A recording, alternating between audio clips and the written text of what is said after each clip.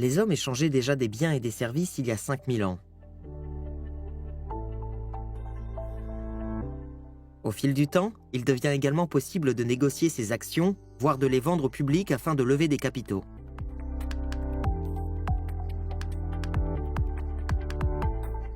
C'est ainsi qu'est né le marché boursier. Un marché sur lequel des actions individuelles de petites entreprises sont proposées à divers investisseurs afin qu'ils investissent dans l'avenir de l'entreprise.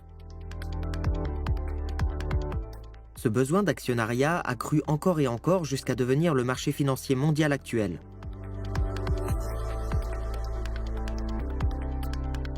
La tokenisation répond à ce besoin de manière encore plus extrême dans la mesure où elle permet de segmenter les unités et les composants individuels en unités encore plus petites.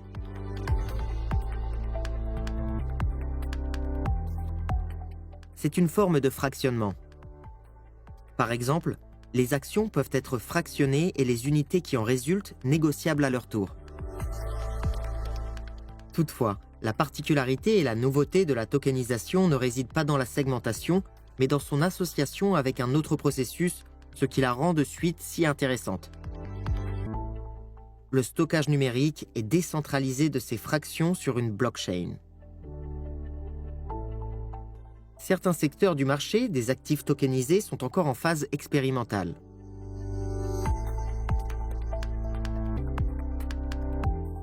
Ils sont évalués à moins de 20 milliards de dollars. La valeur totale du marché des actifs numériques étant d'environ 350 milliards de dollars, on comprend alors clairement tout son potentiel de croissance.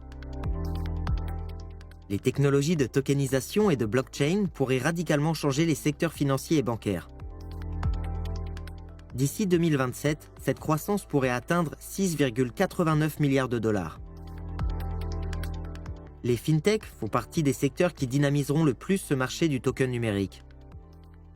Les États-Unis, quant à eux, en détiendront la plus grande part en 2022. Mais tout d'abord, qu'est-ce que la tokenisation? Comment ces nouveaux opérateurs utilisent-ils le token sur le marché des fintechs? Quels sont leurs produits et leurs objectifs? En Europe, une société basée au Luxembourg dénommée Tokeny Solutions est l'un des leaders du marché et propose une plateforme institutionnelle et modulaire de bout en bout qui permet l'émission, le transfert et la gestion d'actifs numériques négociables et de tokens de sécurité tels que des prêts tokenisés, des titres de créances structurés, des actions et des fonds. Cette entreprise privée, B2B, dont la plateforme permet à la fois d'émettre, de gérer et d'échanger des jetons de services et de sécurité, est évaluée entre 22 et 33 millions de dollars, avec un chiffre d'affaires annuel d'environ 6,5 millions de dollars et un fonds de 11 millions de dollars. Elle utilise la technologie blockchain Ethereum et Polygon et fonctionne selon la norme ERC 3643.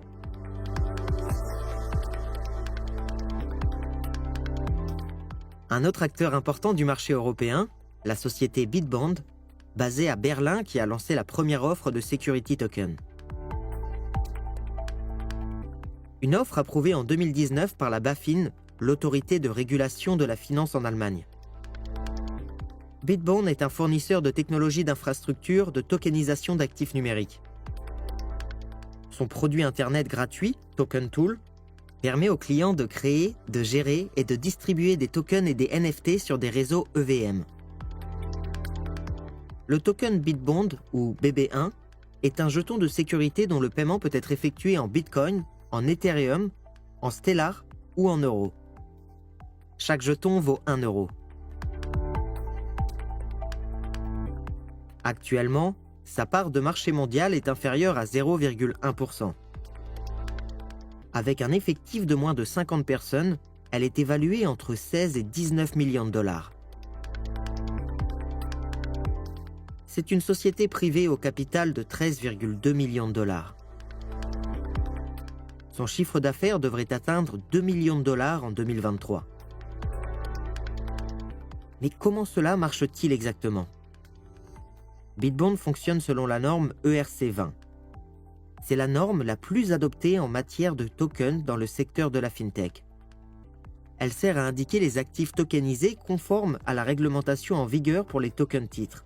Par l'intermédiaire des sociétés telles que Bitbond et Tokeny Solutions, le client peut acheter et négocier ces tokens. Ces derniers, une fois acquis, sont ajoutés à des blockchains dénommés Ethereum et Polygon. Je m'appelle Radoslav Albrecht, je suis le fondateur et le directeur du Bitbond. Le token est un terme qui existe depuis longtemps et qui désigne un objet ou un actif numérique qui représente quelque chose d'autre. Par exemple, un billet acheté dans un parc d'attractions donne droit à un ticket ou à un jeton qui vous permet d'accéder à un manège. C'est de là que vient le terme. Je m'appelle Markus Kluge, je suis cofondateur de TokenForge. La norme la plus connue en matière de tokens, c'est l'ERC20. Il s'agit en gros d'un registre qui accorde à une personne l'accès exclusif et le contrôle d'un token au moyen d'une clé privée. C'est ce à quoi renvoie la tokenisation dans la blockchain. Et dans un réseau non réglementé, sans administrateur ou modérateur, le risque est élevé si, pour une raison ou une autre, vous perdez cette clé, de ne plus pouvoir accéder, déplacer ou vendre ces tokens. Aus technischer Sicht ist ein Token im Grunde ein Datenbankeintrag. Techniquement, un token est un enregistrement dans une base de données qui indique une adresse, c'est-à-dire l'emplacement numérique où il est stocké, le nombre de parties qu'il possède, le nombre de tokens stockés. Le tout mis en œuvre par un code de programme qu'on appelle dans le domaine des blockchains un contrat intelligent. Kontext von Blockchains auch Smart Contracts genannt wird, also smarte Verträge. Aber im Grunde ist das erstmal Programmcode, der beschreibt, was sind die Autrement dit, un programme qui décrit les propriétés techniques du token, son émetteur et son porteur. Il est essentiel pour la tokenisation, qui consiste à la création d'entrées de bases de données reliées aux droits des détenteurs spécifiques de tokens, de disposer d'un registre ou de cette base de données dans laquelle ces entrées peuvent être facilement consultées et stockées en toute sécurité. C'est la fonction que remplit la norme ERC20, qui est exécutée sur une blockchain pour en garantir la sécurité. Token, so wie wir sie Les tokens sont des valeurs de service. Leur apparition remonte à 2014 ou 2015, lorsque la blockchain Ethereum a été développée. Blockchain entstanden. Elle fut la première blockchain à permettre la création d'actifs numériques tels que les tokens et marque le début de leur développement. Und so hat dann die ganze Entwicklung begonnen, dass es digitale Tokens gab. C'est depuis lors que ce terme est utilisé dans l'industrie de la fintech. Fintech. Und jetzt haben wir halt eben die Blockchain-Technologie mit der Kryptographie und der Signatur, die halt eben Aujourd'hui, grâce à la technologie blockchain qui fait appel au chiffrement et aux signatures, les individus peuvent agir de manière plus responsable. Ceci est dû au fait que tous les participants peuvent vérifier la propriété et le transfert des actifs. dieses Private Key La paire de clés publiques-privées garantit la sécurité du transfert de ces die actifs. Sache sicher macht. Les crypto-monnaies sont des tokens créés et gérés par des entreprises ou des entités autres que des institutions. Techniquement, elles ne sont pas des monnaies, mais des actifs numériques qui permettent l'échange et le commerce. Ces actifs sont générés par des offres au public de jetons, ICO. Das erste sogenannte Initial Coin Offering. La toute première offre publique de jetons à l'origine de l'introduction du concept technique de token à des fins commerciales a été réalisée lors de la création d'Ethereum. Und haben angefangen, das zu kommerzialisieren. De nombreuses entreprises ont par la suite tiré parti de ces capacités techniques en émettant des tokens supplémentaires. Tokens emittiert haben. Je m'appelle Erwin Voloder, je suis responsable politique à l'European Blockchain Association. Les crypto-monnaies, selon moi, sont d'ordre politique, et ce, depuis le bloc Genesis. Il suffit de regarder la référence qui figure dans le bloc originel, premier bloc de la blockchain Bitcoin, le chancelier sur le point de renflouer pour une seconde fois les banques. C'était au plus fort de la crise financière de 2000. Concrètement, on peut considérer le bloc Genesis comme une pancarte de piquetage. Il s'agissait d'une forme de protestation contre ce que les gens considéraient comme une injustice financière qui profitait à une minorité au détriment de la majorité.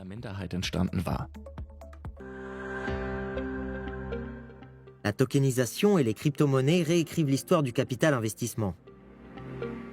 Cette méthode novatrice d'investissement réforme la société, les politiques et les marchés. Elle permet de diviser les actifs en d'innombrables petites fractions. N'étant rien un nouveau concept, la propriété fractionnée a toujours été un instrument financier populaire. De tout temps, les entreprises ont été divisées en petites fractions sous forme d'actions ou de fonds. La nouveauté, aujourd'hui, réside dans l'enregistrement numérique de ces fractions en tant que tokens sur une blockchain. Techniquement, bien qu'il en existe de nombreux autres, 3 normes dominent l'industrie. Elles suffisent à elles seules à répertorier efficacement tous les cas d'utilisation. Les entreprises qui recourent à cette technologie produisent des milliers de tokens. Actuellement, il y en a environ 5 millions en circulation, tous basés sur les mêmes normes techniques. Toutefois, ils représentent diverses valeurs. Le stablecoin, par exemple, est une monnaie numérique dont la valeur est adossée aux monnaies fiduciaires comme l'euro ou le dollar. Les tokens représentent également des titres, notamment des obligations ou des actions.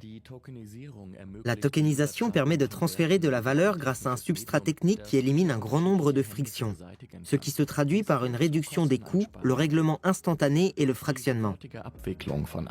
Elle ouvre la voie à de nouveaux cas d'utilisation tels que les modèles d'utilisation du papier, l'argent en continu et, de manière générale, la possibilité de prendre des actifs réels, de les numériser, puis de les proposer aux investisseurs et à de nouvelles offres de produits financiers.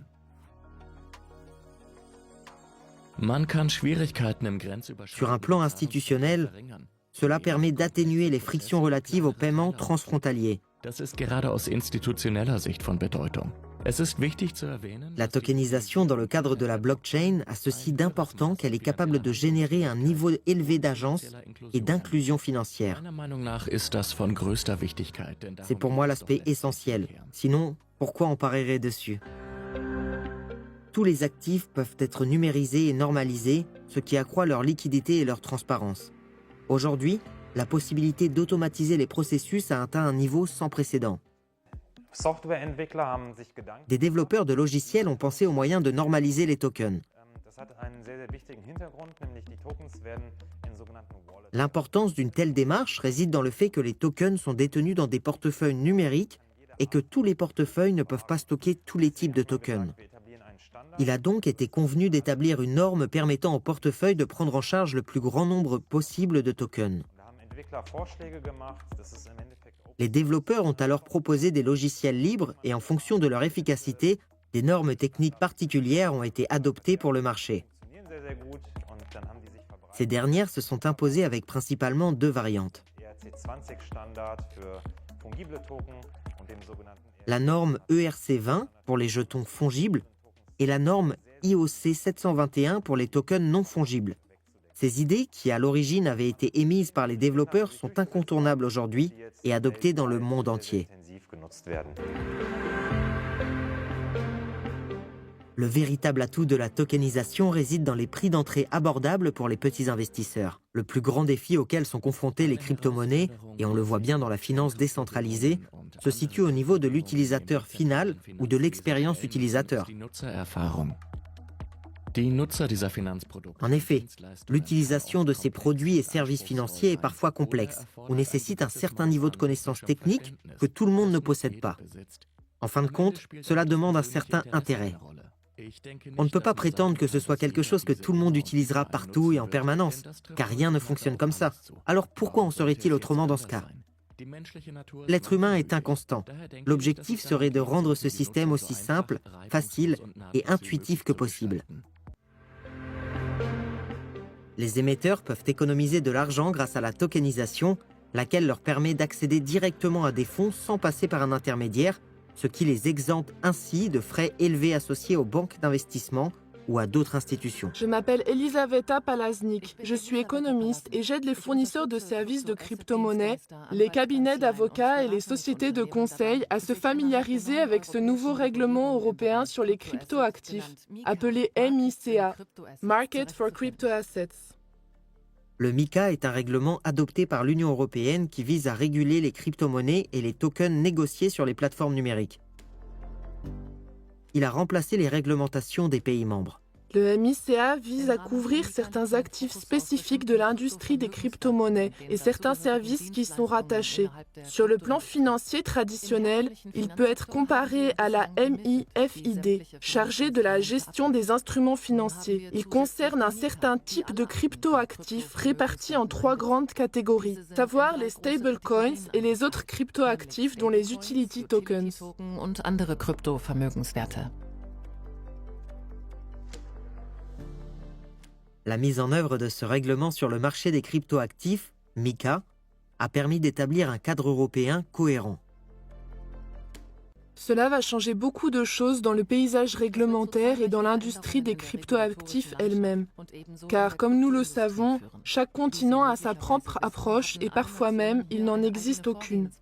Il en sera de même pour le secteur financier traditionnel. Pourquoi ? Parce qu'actuellement, il est impossible d'acheter un bitcoin auprès d'une banque.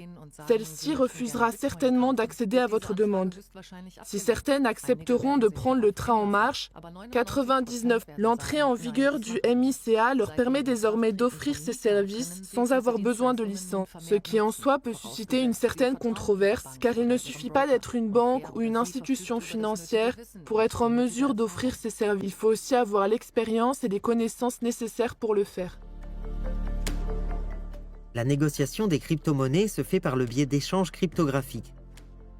Les utility tokens représentent un avantage particulier ou une fonctionnalité sur une plateforme. Différents types de tokens peuvent servir d'instruments financiers.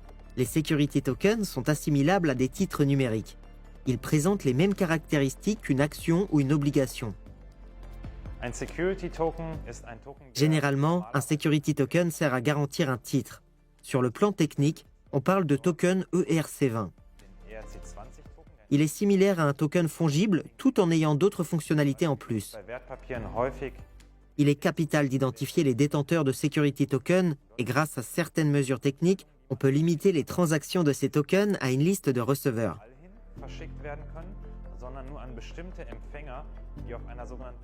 En indiquant quels receveurs peuvent détenir le token, vous leur donnez une autorisation.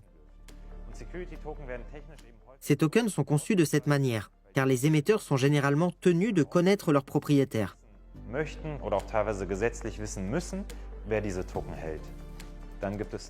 Les utility tokens, quant à eux, désignent des jetons qui fonctionnent comme une plateforme ou une monnaie spécifique.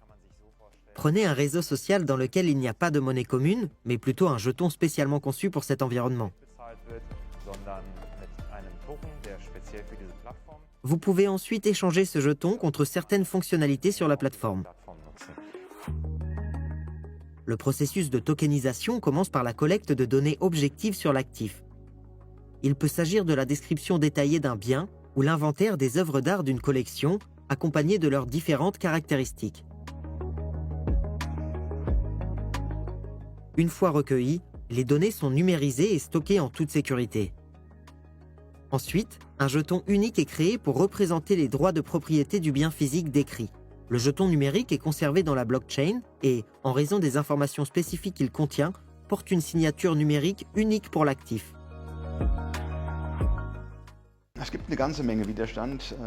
Cette nouvelle technologie, qui représente un changement de paradigme, soulève de nombreuses objections. Auparavant, pour déplacer des titres entre deux points, un transfert physique était nécessaire, raison pour laquelle on a créé les titres. Aujourd'hui, un simple enregistrement suffit. Il faut juste modifier les droits d'accès au jeton pour le transférer. En résumé, un titre est désormais rattaché à un actif et ce n'est plus librement cessible. Ce changement a été lourd de conséquences pour les processus concernés. Notre objectif aujourd'hui est de parvenir à un accès plus démocratisé grâce à l'intégration de toutes les technologies existantes telles que les identités et les monnaies numériques ainsi que la tokenisation. Une fois que le token est créé et enregistré sur une blockchain, il peut être géré par le biais de contrats intelligents. Ces derniers permettent de transférer les loyers à un investisseur au prorata de son investissement dès lors que ceux-ci sont perçus. Ils peuvent aussi effectuer automatiquement des paiements aussitôt que certaines étapes du projet sont atteintes. Les contrats intelligents enregistrés sur la blockchain sont certes un aspect assez intéressant des tokens, pour autant ce sont les valeurs programmables qui constituent l'élément le plus important. Je ne parle pas ici d'argent, car il peut y avoir des différences entre les règles régissant l'argent et les valeurs transférables, mais il est de la plus haute importance, lorsque l'on aborde des questions telles que la durabilité, de ne pas se contenter de créer des actifs numériques, mais de faire en sorte qu'ils aient un impact. Nous devons donner un sens à certains facteurs nominaux. Ce sera l'aspect le plus pertinent de la tokenisation. Il ne s'agira pas seulement de créer des unités numériques pour représenter n'importe quel actif, mais d'optimiser leur utilisation et d'encourager certains comportements.